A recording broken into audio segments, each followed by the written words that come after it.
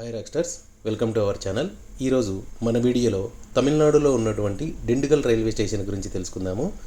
ఎవరైనా మన ఛానల్ని సబ్స్క్రైబ్ చేసుకునే వాళ్ళు ఉంటే ప్లీజ్ సబ్స్క్రైబ్ చేసుకోండి. డిండిగల్ రైల్వే స్టేషన్ తమిళనాడు రాష్ట్రంలో ఒక కీలకమైన జంక్షన్. మదురై, తిరుచి, కోయంబత్తూర్, చెన్నై, పళని, పాతాళ శంభు మురుగన్ టెంపుల్లకి ఇక్కడ నుంచి మనం చేరుకోవచ్చు. ఇప్పుడు మీరు చూస్తున్నది డిండిగల్ రైల్వే జంక్షన్ అండి. ఈ డిండిగల్ రైల్వే జంక్షన్ స్టేషన్ బయట చూస్తే ఇక్కడ కనిపిస్తుంది కదండి, ఇక్కడ బస్సు. ఈ బస్సు ద్వారా బస్ స్టాండ్కి చేరుకోవచ్చు. అక్కడ నుంచి మనము పళనికి వెళ్ళొచ్చు. ఇక్కడ మీరు చూస్తున్నారు కదా, ఈ టీ షాప్లో మీకు ఏదైనా ప్రయాణ సౌకర్యార్థం ఏదైనా డౌట్లు ఉంటే అక్కడ అడగండి, వాళ్ళు చాలా బాగా హెల్ప్ చేస్తారు. ఈ బస్సులో మనం బస్ స్టాండ్కి వెళ్ళి పాతాళ శంభు మురుగన్ టెంపుల్కి కూడా వెళ్ళొచ్చండి.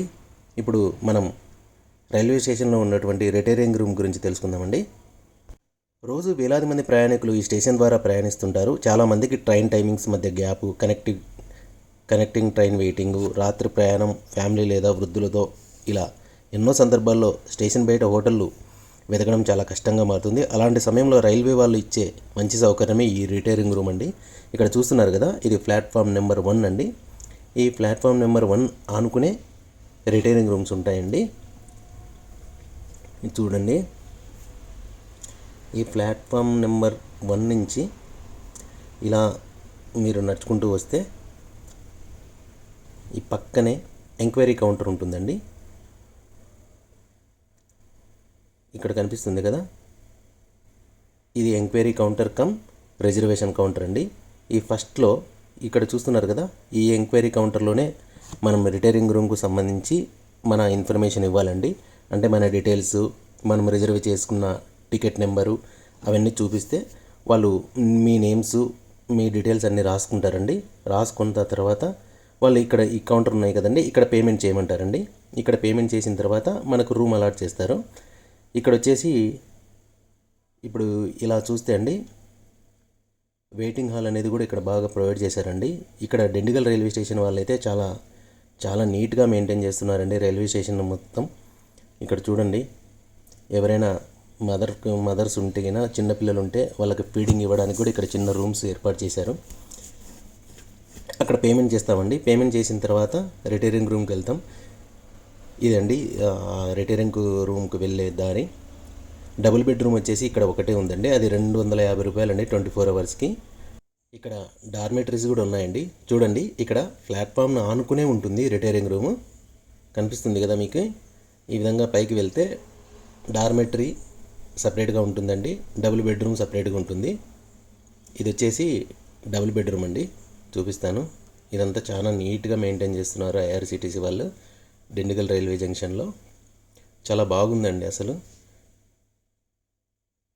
ఈ డార్మెటరీ చూపిద్దాం అనుకుంటే వాళ్ళు లాక్ చేశారంటే, అంటే ఎవరు లేరు, అందుకోసం లాక్ చేసినట్టున్నారు. ఇక్కడ నుంచి బయట వ్యూ చాలా బాగా కనిపిస్తుంది డిండిగల్ రైల్వే స్టేషన్ నుంచి, రిటైరింగ్ రూమ్ నుంచి చూడడానికి. చూడండి ఎంత నీట్గా కనిపిస్తుందో అసలు.